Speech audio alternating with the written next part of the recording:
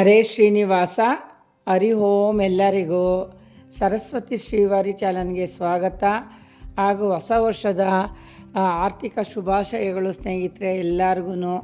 ನೋಡಿ ಸ್ನೇಹಿತರೆ, ಈ ಜನವರಿ 2ನೇ ತಾರೀಕು ಮತ್ತು 3ನೇ ತಾರೀಕು ಹುಣ್ಣಿಮೆ ಬಂದಿದೆ. ಹುಣ್ಣಿಮೆ ತುಂಬ ವಿಶೇಷವಾದ ಹುಣ್ಣಿಮೆ. ಮತ್ತು ಈ ಹೊಸ ವರ್ಷಕ್ಕೆ ನಾವು ಕಾಲಿಟ್ಟಿದ್ದೀವಿ, ಅದು ಬೆಳಗ್ಗೆಗೆ ಬರೋವಂಥ ಹುಣ್ಣಿಮೆ ಒಂದು ನಮ್ಮ ಈ ಹೊಸ ವರ್ಷದಲ್ಲಿ ಬರೋವಂಥ ಒಂದು ಹಬ್ಬ ಅಂತಲೇ ಹೇಳ್ಬೋದು. ಇದನ್ನು ಬನದ ಹುಣ್ಣಿಮೆ ಅಂತಲೂ ಕರೀತಾರೆ ಮತ್ತು ಪುಷ್ಯ ಹುಣ್ಣಿಮೆ ಅಂತಲೂ ಕರೀತಾರೆ ಸ್ನೇಹಿತರೆ. ಈ ಹುಣ್ಣಿಮೆ ಬಂದು ಶುಕ್ರವಾರ ಸಾಯಂಕಾಲ 6:30ರಿಂದನೇ ಸ್ಟಾರ್ಟ್ ಆಗುತ್ತೆ ಸ್ನೇಹಿತರೆ. ನೋಡಿ, ಶುಕ್ರವಾರ ಹುಣ್ಣಿಮೆ ಸಿಕ್ಕಿರೋದು ನಮಗೆ ತುಂಬ ಒಳ್ಳೆಯದು. ಆದರೆ ಅದು ಶನಿವಾರನೇ ಪೂರ್ತಿ ಸಿಕ್ಕಿರೋದು ನಮಗೆ. ಶುಕ್ರವಾರ ಸಾಯಂಕಾಲದಿಂದ ಇದು ಪ್ರಾರಂಭ ಆಗೋದ್ರಿಂದ ಕೆಲವರೆಲ್ಲ ಶನಿವಾರನೇ ಹುಣ್ಣಿಮೆ ಅಂತ ಹೇಳಿ ಎಲ್ಲ ಕಡೆ ಪೂಜೆ ಪುರಸ್ಕಾರ ಮಾಡ್ತಾರೆ. ಶುಕ್ರವಾರ ಸಂಜೆ ಬಂದಿರೋದ್ರಿಂದ ನಮಗೆ ಎಷ್ಟು ಭಾಗ್ಯ ಅಂದರೆ, ಒಂದು ಲಕ್ಷ್ಮೀ ಪೂಜೆ ಮಾಡೋದ್ರಿಂದ ನಮಗೆ ಭಾಳ ಅನುಕೂಲ ಆಯ್ತದೆ. ಆ ಲಕ್ಷ್ಮೀ ಪೂಜೆ ಹೆಂಗಪ್ಪ ಮಾಡಬೇಕು ಅಂದರೆ, ಮಾಮೂಲಿ ನೀವು ಶುಕ್ರವಾರ ಬೆಳಗ್ಗೆನೇ ಎಲ್ಲ ರೆಡಿ ಮಾಡ್ಕೊಂಬಿಡ್ರಿ ಸ್ನೇಹಿತರೆ. ದಿನನಿತ್ಯ ಹೆಂಗೆ ನೀವು ಪೂಜೆ ಮಾಡ್ತೀರಾ ಹಂಗೆಲ್ಲ ಒಂದು ಸ್ವಚ್ಛ ಮಾಡಿಕೊಂಡು ಒಂದು ಹೂವು ಎಲ್ಲ ಇಟ್ಕೊಂಡು ಒಂದು ಪೂಜೆ ಪುರಸ್ಕಾರ ಎಲ್ಲ ಮಾಡ್ಕೊಳ್ಳಿ. ಒಂದು ಲಕ್ಷ್ಮಿ ಅಷ್ಟೋತ್ತರನ ಹೇಳ್ಬೇಕು, ಲಲಿತ ಸಹಸ್ರನಾಮ ಹೇಳಬೇಕು, ಮತ್ತು ಜೋಡಿ ಬೆಲ್ಲದಿಂದ ಆರತಿ ಮಾಡಿ ಸ್ನೇಹಿತರೆ. ಶುಕ್ರವಾರ ಸಾಯಂಕಾಲ ಸಿಕ್ಕಿರೋದು ನಮ್ಮ ಭಾಗ್ಯ ಅಂತಲೇ ಹೇಳ್ಬೋದು. ಸಾಮಾನ್ಯ ನೋಡಿ, ಈ ಥರ ಹುಣ್ಣಿಮೆ ಬಂದು ಭಾಳ ವರ್ಷ ಆಗೋಗಿತ್ತಂತೆ. ಭಾಳ ವರ್ಷದ ನಂತರ ಈ ಹುಣ್ಣಿಮೆ ಬಂದಿದೆ. ಬನದ ಹುಣ್ಣಿಮೆ ಅಂದರೆ ಬನಶಂಕರಿ ಅಮ್ಮನವ್ರಿಗೆ ತುಂಬ ಪ್ರೀತಿಯಾಗಿರೋ ಅಂಥದ್ದು. ಬನಶಂಕರಮ್ಮ ಅವ್ರಿಗೆ ಉತ್ಸವ, ಪೂಜೆ ಪುರಸ್ಕಾರ, ಭಾಳ ಒಂದು ರಥ ಪೂಜೆ ಎಲ್ಲ ನಡೆಯುತ್ತಂತೆ ಸ್ನೇಹಿತರೆ. ಹಂಗಾಗಿ ಇದನ್ನು ಬನದ ಹುಣ್ಣಿಮೆ ಅಂತಲೂ ಕರೀತಾರೆ. ಎಷ್ಟೋ ಜನ ಬನಶಂಕರಮ್ಮನಿಗೆ ಹೋಗಿ ಒಂದು ಪೂಜೆ ಮಾಡಿ ಆ ದೇವಸ್ಥಾನಕ್ಕೆ ಅಲ್ಲೊಂದು ಅಡುಗೆ ಪಡುಗೆ ಮಾಡ್ತಾರೆ. ಅಂದರೆ ಒಂದು ಅಕ್ಕಿ, ಒಂದು ಬೆಲ್ಲ, ತರಕಾರಿ, ಶ್ರೇಷ್ಠವಾಗಿ ಆ ತಾಯಿಗೆ ತರಕಾರಿ ಹಾರಗಳನ್ನ ಹಾಕಿ ಪೂಜೆ ಮಾಡ್ತಾರಂತೆ. ಹಂಗಾಗಿ ತರಕಾರಿನೂ ದಾನ ಮಾಡೋದ್ರಿಂದ ತುಂಬಾ ಫಲ ಸಿಕ್ಕುತ್ತೆ ಸ್ನೇಹಿತರೆ. ನಿಮ್ಮ ಹತ್ರ ಎಲ್ಲನ ಬನಶಂಕರಮ್ಮ ದೇವಸ್ಥಾನಗಳಿದ್ರೆ ಖಂಡಿತ ನಾಳೆ ಹೋಗ್ಬಿಟ್ಟು ಬನ್ನಿ, ಎಲ್ಲರಿಗೂ ಒಳ್ಳೆಯದಾಗಲಿ. ನಾಳೆ ದೇವಿ ಪೂಜೆ ನೋಡಿ, ಇವತ್ತು ನಾಳೆ ಎಲ್ಲ ಕಡೆ ದೇವಿ ಪೂಜೆಗಳು ಭಾಳ ಚೆನ್ನಾಗಿ ನಡೀತದೆ. ಈ ಪುಷ್ಯ ಹುಣ್ಣಿಮೆ ಅಂತಲೂ ಈ ಹುಣ್ಣಿಮೆನ ಕರೀತಾರೆ ಸ್ನೇಹಿತರೆ.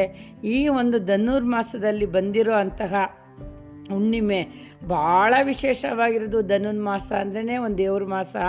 ಈ ಮಾಸದಲ್ಲಿ ಬೆಳಗ್ಗೆ ಎದ್ದು ಪ್ರತಿಯೊಬ್ಬರು ಒಂದು ಸ್ನಾನ ಮಾಡಿ ಒಂದು ಪೂಜೆ ಬ್ರಾಹ್ಮಿ ಮುಹೂರ್ತದಲ್ಲಿ ಕೇಳ್ಕೊಳ್ಳಿ ಸ್ನೇಹಿತರೆ.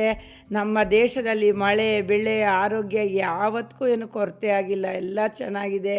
ಹಂಗೆ ಇನ್ನೂ ಮುಂದೆ ಕೊಡಪ್ಪ, ಈ ವರ್ಷ ಪೂರ್ತಿ ನಮಗೆ ಇದೇ ಒಂದು ಆರೋಗ್ಯ ಭಾಗ್ಯ, ಒಂದು ಹಣದ ಭಾಗ್ಯ, ಒಂದು ಉದ್ಯೋಗ ಭಾಗ್ಯ, ಒಂದು ಮದುವೆ ಭಾಗ್ಯ, ಒಂದು ಸಂತಾನ ಭಾಗ್ಯ, ಒಂದು ಧನ ಭಾಗ್ಯ, ಒಂದು ಸ್ವಂತ ಬಿಸ್ನೆಸ್ ಮಾಡೋ ಭಾಗ್ಯ, ಎಲ್ಲ ನಿಮ್ಮ ಮನಸ್ಸಲ್ಲಿ ಏನು ಭಾಗ್ಯ ಬೇಕು ಎಲ್ಲ ಒಂದು ಬ್ರಾಹ್ಮಿ ಮುಹೂರ್ತದಲ್ಲಿ ನೀವು ಕೇಳಿ ಸ್ನೇಹಿತರೆ, ಎಲ್ಲ ಒಳ್ಳೆಯದಾಗುತ್ತೆ. ಈ ವರ್ಷದ ಮೊದಲನೇ ಪೌರ್ಣಮಿ ಸ್ನೇಹಿತರೆ ಇದು. ಈ ಪೌರ್ಣಮಿನ ಯಾರೂ ಮಿಸ್ ಮಾಡ್ಕೊಬೇಡ್ರಿ. 12 ಪೌರ್ಣಮಿಲಿ ಬರುವಂಥ ಮೊದಲನೇ ಪೌರ್ಣಮಿ ಇದು. ಪ್ರತಿಯೊಬ್ಬರು ಒಂದು ದೇವಸ್ಥಾನಗಳಿಗೆ ಹೋಗ್ಬಿಟ್ಟು ಬನ್ನಿ. ಮನೆಯಲ್ಲಿ ಶುಕ್ರವಾರ ಸಾಯಂಕಾಲ ಇರೋದ್ರಿಂದ ದೀಪನ ಬನಶಂಕರಮ್ಮನ ನೋಡಿ ತುಂಬ ಜನ ಬರೀ ನಿಂಬೆಹಣ್ಣು ದೀಪನೇ ಜಾಸ್ತಿ ಹಚ್ಚುತ್ತಾರೆ. ಸೊ ಹಂಗಾಗಿ ನೀವು ನಿಂಬೆಹಣ್ಣು ದೀಪಗಳನ್ನ ಹೋಗಿ ಬೆಳಿಕೊಂಬನ್ನಿ, ಒಂದು ಪೂಜೆ ಮಾಡ್ಕೊಬನ್ನಿ. ಮುಕ್ಕೋಟಿ ದೇವತೆಯಿಂದ ಬರೋ ಅಂತಹ ಆ ತುಪ್ಪದಿಂದ ಹುಣ್ಣಿಮೆ ದಿನ ನೀವು ಒಂದು ದೀಪ ಹಚ್ಚಿದ್ರೆ ನಮಗೆ ಎಷ್ಟು ಸೌಭಾಗ್ಯ ಅಂದರೆ, ನಮ್ಮ ಕರ್ಮನೆಲ್ಲ ಕಳೆದು ಪುಣ್ಯದ ಕಾಲ ನಮ್ಮ ಬೆನ್ನತ್ಕೊಂಡು ಬರುತ್ತೆ ಸ್ನೇಹಿತರೆ. ಹಂಗಾಗಿ ಒಂದು ತುಪ್ಪದ ಬತ್ತಿ, ಒಂದು ಎಳ್ಳುಬತ್ತಿ ಅಂತೀನಿ, ಒಂದು ನಿಂಬೆಹಣ್ಣು ಬತ್ತಿ ಮತ್ತು ಬೆಲ್ಲದ ಹಾರತಿ, ಈ ಥರ ಎಲ್ಲ ನೀವು ಹುಣ್ಣಿಮೆ ದಿನ ಮಾಡ್ಕೊಳ್ಳಿ. ಶುಕ್ರವಾರ ಸಂಜೆ ನೀವು ಮರಿದಂಗೆ ಲಲಿತ ಸಹಸ್ರನಾಮ ಹೇಳಿ ಕುಂಕುಮ ಅರ್ಚನೆ ಮಾಡಿಕೊಂಡು ಆ ದೇವಿನ ಮನಸ ಇಚ್ಛೆ ಮನೆಗೆ ಕರ್ಕೊಳ್ಳಿ, ಒಂದು ಆರಾಧನೆ ಮಾಡಿ. ಮತ್ತು ಇನ್ನೊಂದು ವಿಶೇಷವಾಗಿ ಏನಪ್ಪ ಹೇಳ್ತೀನಿ, ಈ ಹುಣ್ಣಿಮೆ ದಿನ ಯಾರ ಮನೆ ಗಂಡು ಮಕ್ಳುಗಳಿಗೆ, ಎಷ್ಟೋ ಜನಕ್ಕೆ ಗಂಡು ಮಕ್ಕಳು ಭಾಗ್ಯನೇ ಇರೋದಿಲ್ಲ ಸ್ನೇಹಿತರೆ, ತುಂಬ ಬೇಡ್ತಾರೆ. ಆ ಗಂಡು ಮಕ್ಕಳಿರೋ ಮನೆ ಈ ಒಂದು ಹುಣ್ಣಿಮೆ ದಿನ ಅವ್ರಿಗೆ ದೃಷ್ಟಿ ತೆಗಿಲೇಬೇಕಂತೆ. ಹಂಗಾಗಿ ನೀವು ಶನಿವಾರ ಆದರೂ ತೆಗಿಬೋದು, ಶುಕ್ರವಾರ ಆದರೂ ತೆಗಿಬೋದು ಸ್ನೇಹಿತರೆ. ಆದಷ್ಟು ಅವ್ರಿಗೆ ಒಂದು ನೀವು ಸಾಯಂಕಾಲ ಟೈಮು ಒಂದು ರತ್ನೀರು ಮಾಡಿ ಮನೆಯಿಂದ ಆಚೆ ಹಾಕಿ ಅವ್ರಿಗೊಂದು ಕುಂಕುಮ ಇಟ್ಟು ಒಂದು ಆರತಿ ಮಾಡಿ. ಯಾಕಂದರೆ ಇದು ಅವ್ರಿಗೊಂದು ವರ್ಷ ಪೂರ್ತಿ ಅವ್ರಿಗೆ ಯಾರೇ ಕಣ್ಣು ಹಾಕಿದ್ರೂ ಅವ್ರಿಗೆ ದೃಷ್ಟಿ ತಗ್ಲಲ್ವಂತೆ. ಈ ಹುಣ್ಣಿಮೆ ದಿನ ಗಂಡು ಮಕ್ಕಳಿರೋರು ಈ ಒಂದು ಆರತಿನ ಮಾಡಿ ನೀವು. ಯಾಕಂದರೆ ತುಂಬ ಬೇಡಿ ಮಕ್ಕಳನ್ನ ಎತ್ಕೊಂಡಿರ್ತೀವಿ. ಹಂಗಾಗಿ ಈ ಒಂದು ಆರತಿ ಮಾಡೋದ್ರಿಂದ ಅವ್ರಿಗೆ ಮುಂದೆ ಆಗೋ ಅಡೆತಡೆಗಳು, ಒಂದು ಅನಾಹುತಗಳು ಎಲ್ಲ ಓಡೋಗ್ಬಿಡುತ್ತೆ.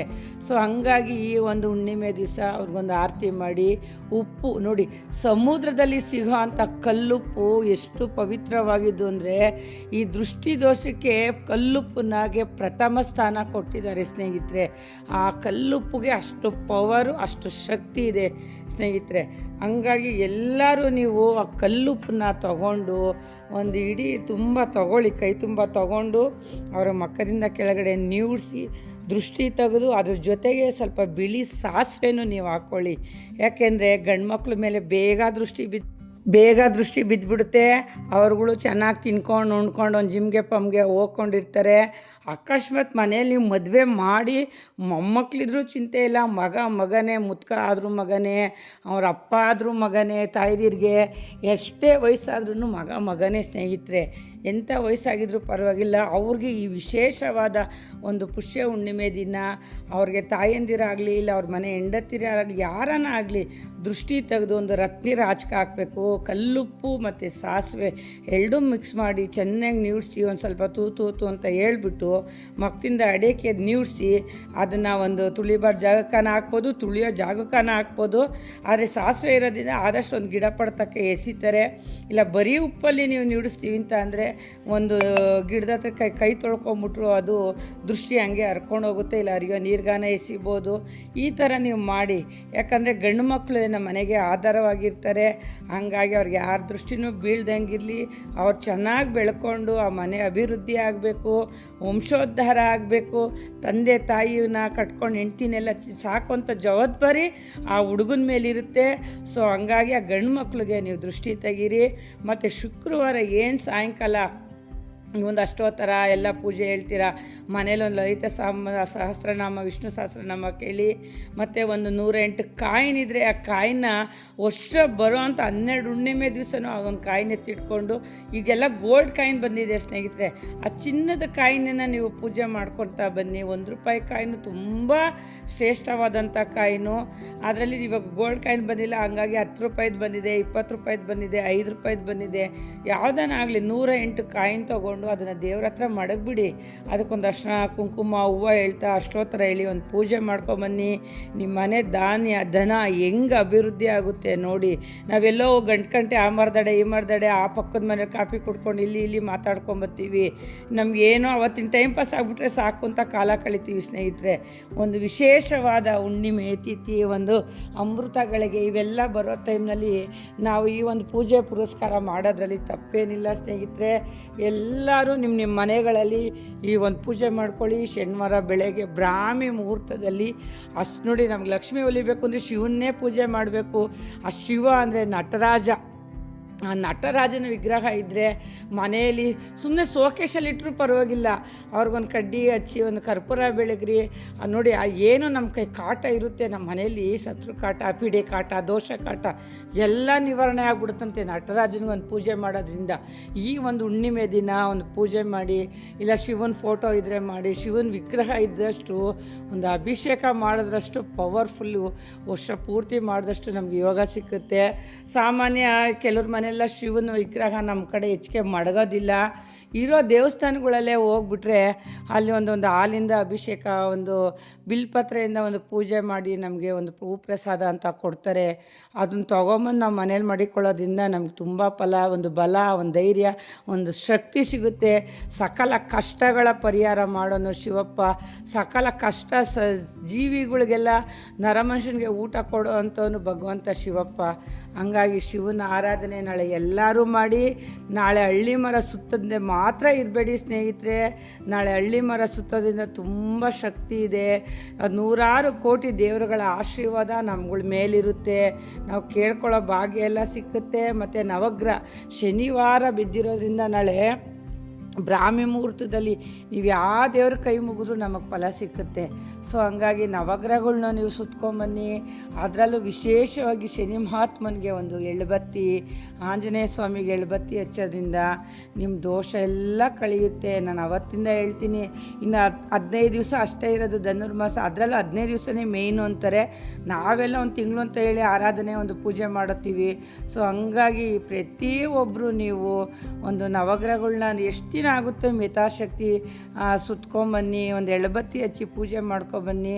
ನಾಳೆ ನೋಡಿ ಎಳ್ಳು ಮತ್ತು ಬೆಲ್ಲ ಈ ಎರಡು ತಿನ್ನೋದ್ರಿಂದ ನಮಗೆ ದೋಷ, ಶನಿ ದೋಷ ನಿವಾರಣೆ ಆಗುತ್ತಂತೆ ಸ್ನೇಹಿತರೆ. ಆದಷ್ಟು ಮನೇಲಿ ನೀವು ಒಂದು ಎಳ್ಳು ಬೆಲ್ಲನ ಮನೇಲಿರೋರೆಲ್ಲ ಒಂದೊಂದು ಚೂರು ಚೂರು ಬಾಯಿಗೆ ಹಾಕ್ಕೊಳ್ಳಿ. ಇಲ್ಲ ಅಕ್ಕಪಕ್ಕದವ್ರಿದ್ರೆ ಅವ್ರಿಗೂ ಕೊಡಿ. ಶನಿ ದೋಷ ಕಡಿಮೆ ಆಗೋದ್ರಿಂದ ನಮಗೆ ಗುರುಬಲ ಬರುತ್ತೆ, ಬುಧ ಬಲ, ಎಲ್ಲ ಬಲನೂ ನಮ್ಗೆ ಶುಕ್ರ ಬಲ ಸಿಕ್ಕುತ್ತೆ. ಹಂಗಾಗಿ ಯಾರ್ಯಾರಿಗೆ ಈ ಶನಿ ದೋಷ ಇರುತ್ತೆ, 7.5 ಇರುತ್ತೆ ಅಂಥವರೆಲ್ಲ ಶನೇಶ್ವರನ ಒಂದು ಸ್ತೋತ್ರ ಹೇಳ್ಕೊಳ್ಳಿ. ಶನೇಶ್ವರ ಸ್ವಾಮಿ ಗುಡಿ ಸುತ್ರಿ, ನವಗ್ರಹ ಸುತ್ರಿ. ಎಷ್ಟೋ ನಾವು ಸುತ್ತೋದ್ರಿಂದ ಒಂದು ಮರ ಸುತ್ತೋದ್ರಿಂದ ನಮಗೆ ಕೋಟಿ ಫಲ ಇರುತ್ತೆ. ಎಲ್ಲೋ ನಿಂತ್ಕೊಂಡು ಅರ್ಧ ಗಂಟೆ ಮಾತಾಡಿಕೊಂಡು ಅವ್ರ ಮನೆ ಹಿಂಗೆ ಇವ್ರ ಮನೆ ಅನ್ನೋದ್ರ ಬದಲು ಒಂದು 5 ನಿಮಿಷ ನಾವು 3 ಸುತ್ತ 5 ನಿಮಿಷದಲ್ಲಿ ಸುತ್ತಬಿಡ್ಬೋದು. ಒಂದು ಗುಡಿ ಅಂದರೆ 10 ನಿಮಿಷದಲ್ಲಿ ಒಂದು 9 ಸುತ್ತಿಡ್ಬೋದು ಸ್ನೇಹಿತರೆ. ಹಂಗಾಗಿ ಒಂದು ಸ್ವಲ್ಪ ಬೆಳಗ್ಗೆ ಹೊತ್ತು ಎದ್ದೊಳ್ಬೇಕು. ಈಗಾಗಲೇ ಕೊರೆ ಎಲ್ಲ ಕಡಿಮೆ ಆಗಿಬಿಟ್ಟಿದೆ. ಮನೇಲಿ ಯಾರನ್ನ ಒಬ್ಬರಿದ್ರೆ ಎಲ್ಲರೂ ಎದ್ದುಬಿಡ್ತಾರೆ. ಒಂದು ಪೂಜೆ ಪುರಸ್ಕಾರ ಮಾಡಬೇಕು ಅಂದರೆ ಎದ್ದು ನೀವೆಲ್ಲರೂ ಆದಷ್ಟು ಒಂದು ಶನಿ ಮಹಾತ್ಮನಿಗೆ ಒಂದು ಎಳ್ಳುಬತ್ತಿ ಒಂದು ಹಚ್ಚಿ ಮತ್ತು ಎಳ್ಳು ಬೆಲ್ಲ ನಾಳೆ ಸೇವನೆ ಮಾಡೋದ್ರಿಂದ ನಿಮ್ಮ ಕಷ್ಟ ಎಲ್ಲ ಬಗೆಹರಿಯುತ್ತೆ ಸ್ನೇಹಿತರೆ. ಮತ್ತು ಒಂದು ನೈವೇದ್ಯ ಅಂತ ಬಂದರೆ ಅಕ್ಕಿ ಪಾಯಸ ನಾಳೆ ತುಂಬ ಶ್ರೇಷ್ಠವಾಗಿರೋದಂತೆ ಸ್ನೇಹಿತರೆ. ಸೊ ಹಂಗಾಗಿ ಪ್ರತಿಯೊಬ್ಬರು ನಾಳೆ ನೀವು ಒಂದು ಅಕ್ಕಿ ಪಾಯಸನ ನೀವು ಮನೆಯಲ್ಲಿ ಮಾಡಿ ಸ್ವಾಮಿಗೆ ಒಂದು ನೈವೇದ್ಯಕ್ಕೆ ತೋರಿಸಿ. ಮತ್ತು ನೀವು ಶಕ್ತಿ ಇದ್ದರೆ ಸ್ವಲ್ಪ ಗಟ್ಟಿಗೆ ಮಾಡಿಕೊಂಡು ಒಂದು ಚಿಕ್ಕದು ಕಪ್ ಬರುತ್ತೆ ಕಾಫಿ ಗ್ಲಾಸದು, ಅಂಥದ್ರಲ್ಲಿ ನಿಮ್ಮ ಯಥಾಶಕ್ತಿ ಇದ್ದರೆ ದೇವಸ್ಥಾನದ ಹತ್ರ ಇರೋರಿಗೆ ಕೊಡೋದ್ರಿಂದ ಶಿವನ ಒಲಿಯುತ್ತಾನೆ. ಮತ್ತು ಶನೇಶ್ವರನಿಗೂ ಶಾಂತಿ ಆಗುತ್ತೆ, ನವಗ್ರಹಗಳಿಗೆ ಶಾಂತಿ ಆಗುತ್ತೆ. ಒಂದು ಪ್ರತಿಯೊಂದಕ್ಕೂ ಈ ಪ್ರಸಾದ ತುಂಬ ಶ್ರೇಷ್ಠವಾಗಿದ್ದು ಅಕ್ಕಿ ಚಂದ್ರ ಅಂತ ಹೇಳ್ಬಿಟ್ಟು ಈ ಅಕ್ಕಿಯಿಂದ ಹಾಕಿರೋದಂಥ ಒಂದು ಪ್ರಸಾದನ ನಾಳೆ ಮಾಡೋದ್ರಿಂದ ನಮಗೆ ಮುಕ್ಕೋಟಿ ದೇವರ ಆಶೀರ್ವಾದ ಸಿಕ್ಕುತ್ತೆ. ಎಳ್ಳು ಬೆಲ್ಲ ಎಲ್ಲರೂ ತಿನ್ನಿ. ಮತ್ತು ಏನು ನೀವೊಂದು ಪೂಜೆ ಮಾಡಬೇಕಾದ್ರೆ ನಾನು ಅವತ್ತು ಹೇಳ್ದಂಗೆ ಈ ಲವಂಗ, ಒಂದು ಸ್ವಲ್ಪ ಬಿಳಿ ಸಾಸಿವೆ ಇವೆಲ್ಲ ಇಟ್ಬಿಟ್ಟು ಕರ್ಪೂರ ಹಚ್ಚಿ ನೀವು ಮಂಗಳಾರತಿ ಮಾಡಿ ಈ ಆಶ್ರಮ ಆ ಕಡೆ ಎಲ್ಲ ಬಿಟ್ಬಿಟ್ಟು ಏನು ಒಂದು ಹಾಲ್ ಇರುತ್ತೆ, ಒಂದು ರೂಮ್ಗಳಿರುತ್ತೆ, ಎಲ್ಲ ಕಡೆ ತೋರಿಸ್ಕೊಂಬನ್ನಿ ಸ್ನೇಹಿತರೆ. ನೋಡಿ ಅವು ಸಿಡಿತಾ ಇದ್ದರೆ ನಮ್ಮ ಶತ್ರುಗಳು ನಮ್ಮಿಂದ ದೂರ ಹೋಗ್ತಾರಂತೆ, ನಮ್ಮ ಪಾಪಗಳು ಓಡೋಗ್ಬಿಡ್ತಾವಂತೆ, ಮತ್ತು ಪೀಡೆ ಪಿಚಾಚಿಗಳೆಲ್ಲ ಓಡ್ತಾವಂತೆ. ಚಟ ಚಟ ಚಟ ಅಂತ ಸಿಡಿತಾ ಇದ್ದರೆ ನಮ್ಮ ದೋಷ ಅರ್ಧ ಕಳೆಯುತ್ತಂತೆ ಸ್ನೇಹಿತರೆ, ಸಾಸಿವೆ ಸಿಡಿದ್ರೆ. ಹಂಗಾಗಿ ನೀವೆಲ್ಲರೂ ನಾಳೆ ಒಂದು ಲವಂಗ, ಕರ್ಪೂರ, ಬಿಳಿ ಸಾಸಿವೆನ ಹಾಕ್ಕೊಂಡು ಆದಷ್ಟು ನೀವು ಮನೇಲಿ ಪೌರ್ಣಮಿ, ಅಮಾವಾಸ್ಯೆ, ಹುಣ್ಣಿಮೆ ಇಂಥ ಟೈಮಲ್ಲಾದರೂ ಒಂದೊಂದು ಪೂಜೆಗಳ್ನ ಮಾಡ್ಕೊಳ್ಳಿ. ಮತ್ತು ಒಂದು ಎಳ್ಳು ಬೆಲ್ಲ ತಿನ್ನೋದ್ರಿಂದ ನೋಡಿ ದೋಷ ದರಿದ್ರ, ಈ ದರಿದ್ರ ಅನ್ನೋದೇ ಹೊಟ್ಟೋಗ್ಬಿಡುತ್ತಂತೆ. ಹೋಗ್ಬಿಟ್ಟು ನಮಗೆ ಒಂದು ಪಾಪಗಳು ಕರೆದು ನಮ್ಮ ಶರೀರ ಏನಿರುತ್ತೆ ಆ ಎಳ್ಳು ಬೆಲ್ಲ ತಿಂದರೆ ತೇಜಸ್ಸಾಗುತ್ತಂತೆ. ಹಂಗಾಗಿ ಆ ಪಾಪಗಳು ಕರಿತವೆ, ದರಿದ್ರ ಓಡೋಗುತ್ತೆ, ನಮಗೆ ಮನಸ್ಸು ಮೈಂಡು ಎಲ್ಲ ಫ್ರೆಶ್ ಆಗಿ ಒಂದು ದೇವ್ರ ಕಡೆ ಒಂದು ಜ್ಞಾನ ಅನ್ನೋದೊಂದು ಬರುತ್ತೆ ಸ್ನೇಹಿತರೆ. ಮತ್ತು ಯಾರಿಗೆ ಕುಜ ದೋಷ, ಕಾಳ ಸರ್ಪ ದೋಷ ಮತ್ತು ಸರ್ಪ ದೋಷ ಇವೆಲ್ಲ ಇರೋರು ನಾಳೆ ದಿವಸ ಸುಬ್ರಹ್ಮಣ್ಯ ಸ್ವಾಮಿಗೆ ಒಂದು ಪೂಜೆ ಕೊಡಿ. ಈ ಪೂಜೆ ಮಾಡೋದ್ರಿಂದ ನಿಮಗೆ ಸಕಲ ಕಷ್ಟ ಪರಿಹಾರವಾಗಿ ವರ್ಷ ಪೂರ್ತಿ ಧಾನ್ಯಕ್ಕೆ ಒಂದು ನಮಗೆ ದಾರಿ ಬಿಟ್ಕೊಡುತ್ತೆ. ನೋಡಿ ಈ ಗ್ರಹಗಳು ಅಂತ ಇರುತ್ತೆ, ಆ ಗ್ರಹಗಳ ಬಗ್ಗೆ ನಾನು ಜಾಸ್ತಿ ತಿಳ್ಕೊಂಡಿಲ್ಲ ಸ್ನೇಹಿತರೆ, ಇರೋದ್ರಲ್ಲಿ ನಾನು ಸ್ವಲ್ಪ ತಿಳ್ಕೊಂಡಿದ್ದೀನಿ. ಒಂದು ಪೂಜೆ ಮಾಡೋದ್ರಿಂದ ಒಂದು ಗ್ರಹಗಳು ಶಾಂತಿ ಆಗೋಗ್ಬಿಡುತ್ತೆ. ಶಾಂತಿಯಾಗಿ ನಿಮಗೆಲ್ಲ ಒಳ್ಳೆಯದಾಗಲಿ ಅಂತ ಸುಬ್ರಹ್ಮಣ್ಯ ಸ್ವಾಮಿ ದಾರಿ ಬಿಟ್ಕೊಡ್ತಾರೆ. ಸುಬ್ರಹ್ಮಣ್ಯ ಸ್ವಾಮಿ ಆರಾಧನೆ ಮಾಡೋದ್ರಿಂದ ಒಂದು ಮನೆ ಕಟ್ಟ ಯೋಗ, ಒಂದು ಮದುವೆ ಯೋಗಕ್ಕೆಲ್ಲನೂ ಆ ಸುಬ್ರಹ್ಮಣ್ಯ ಸ್ವಾಮಿ ಆರಾಧನೆ ಮಾಡೋಕ್ಕೆ ಹೇಳ್ತಾರೆ. ಸ್ನೇಹಿತರೆ, ಪ್ರತಿಯೊಬ್ಬರು ನಾಳೆ ಮಿಸ್ ಮಾಡ್ದೇ ಹೇಳಿರೋ ಒಂದು ಪೂಜೆ ಮಾಡಿ ಗಂಡು ಮಕ್ಳಿಗೆ ಆದಷ್ಟು ದೃಷ್ಟಿ ತೆಗೀರಿ. ಏನು ಮದುವೆ ಆಗದೆ ಇರೋ ಹೆಣ್ಮಕ್ಳು ಇರ್ತೀರ ಅವ್ರು ಆದಷ್ಟು ನಾಳೆ ಒಂದು ಹಳ್ಳಿ ಮರ, ಒಂದು ನವಗ್ರಹ ಪೂಜೆನ ಮಾಡ್ಕೊಂಬನ್ನಿ. ಸ್ನೇಹಿತರೆ, ಎಲ್ಲರಿಗೂ ಒಳ್ಳೆಯದಾಗಲಿ. ವರ್ಷದ ಮೊದಲೇ ಬರ್ತಾ ಇರೋಂಥ ಈ ಹುಣ್ಣಿಮೆ ಭಾಳ ಶ್ರೇಷ್ಠವಾದ ಹುಣ್ಣಿಮೆ. ಶುಕ್ರವಾರ ಸಾಯಂಕಾಲದಿಂದ ಶನಿವಾರ ಸಾಯಂಕಾಲ ತನಕ ಈ ಹುಣ್ಣಿಮೆ ಇರುತ್ತೆ. ಆದಷ್ಟು ಚಂದ್ರನ ನೋಡಿ ಒಂದು ಪೂಜೆ ಮಾಡಿ ಸ್ನೇಹಿತರೆ. ನಿಮ್ಮ ಇಷ್ಟಾರ್ಥನೆಲ್ಲ ಆ ಚಂದ್ರದೇವನ ನೋಡ್ಕೊಂಡು 5 ನಿಮಿಷ ಮಾಡಿ ಮೇಲೆ ಹೋಗಿ ಪ್ರಾರ್ಥನೆ ಮಾಡಿ ಅವ್ರ ಕೈ ಮುಗ್ಕೊಂಬನ್ನಿ. ಎಲ್ಲರಿಗೂ ಒಳ್ಳೆಯದಾಗಲಿ ಸ್ನೇಹಿತರೆ. ಮತ್ತು ಏನು ನಾಳೆ ಬರೋ ಅಂತಹ ಒಂದು ಈ ಪುಷ್ಯ ಹುಣ್ಣಿಮೆ ಮತ್ತು ಬನದ ಹುಣ್ಣಿಮೆ ದಿನ ತುಳಸಿ ಕಟ್ಟೆನ ಕಟ್ಟೋದ್ರಿಂದ ತುಂಬ ನಮಗೆ ಮನೆಗೆ ಲಕ್ಷ್ಮೀ ಆಗಮನ ಮತ್ತು ಶ್ರೇಷ್ಠವಾಗುತ್ತಂತೆ. ಮತ್ತು ತುಳಸಿ ಗಿಡನೂ ಹಾಕೋರು ಸಹ ನಾಳೆ ಈ ಹುಣ್ಣಿಮೆ ದಿವಸ ಹಾಕ್ತಾರೆ. ವರ್ಷ ಪೂರ್ತಿ ನಮ್ಮ ಮನೆಗೊಂದು ಶಾಂತಿ, ನೆಮ್ಮದಿ, ಲಕ್ಷ್ಮಿ ಬರಲಿ ಅಂತ ಹೇಳಿ.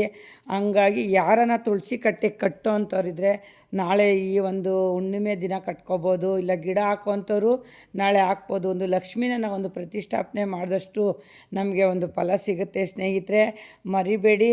ಮತ್ತು ಈ ಗಂಡು ಮಕ್ಕಳಿಗೆ ಆದಷ್ಟು ದೃಷ್ಟಿನ ತೆಗೀರಿ. ಮತ್ತು ಯಾವಾಗ ಈ ಹುಣ್ಣಿಮೆ ಪ್ರಾರಂಭ ಮತ್ತು ಮುಕ್ತಾಯ ಅನ್ನೋದನ್ನ ನಾನೊಂದು ಟೈಮಿಂಗ್ಸು ಹಾಕಿದ್ದೀನಿ ಸ್ನೇಹಿತರೆ.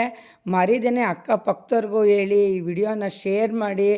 ಆದಷ್ಟು ಗಂಡು ಮಕ್ಕಳಿರೋರೆಲ್ಲ ಈ ಪೂಜೆನ ಮಾಡಲಿ ಅಂತ ಹೇಳ್ತೀನಿ. ನನ್ನ ವಿಡಿಯೋ ನಿಮಗೆಲ್ಲ ಇಷ್ಟ ಆಗಿದರೆ ಸಬ್ಸ್ಕ್ರೈಬ್ ಆಗಿ, ಲೈಕ್ ಮಾಡಿ, ಶೇರ್ ಮಾಡಿ ಸ್ನೇಹಿತರೆ. ಎಲ್ಲರಿಗೂ ಒಳ್ಳೆಯದಾಗಲಿ.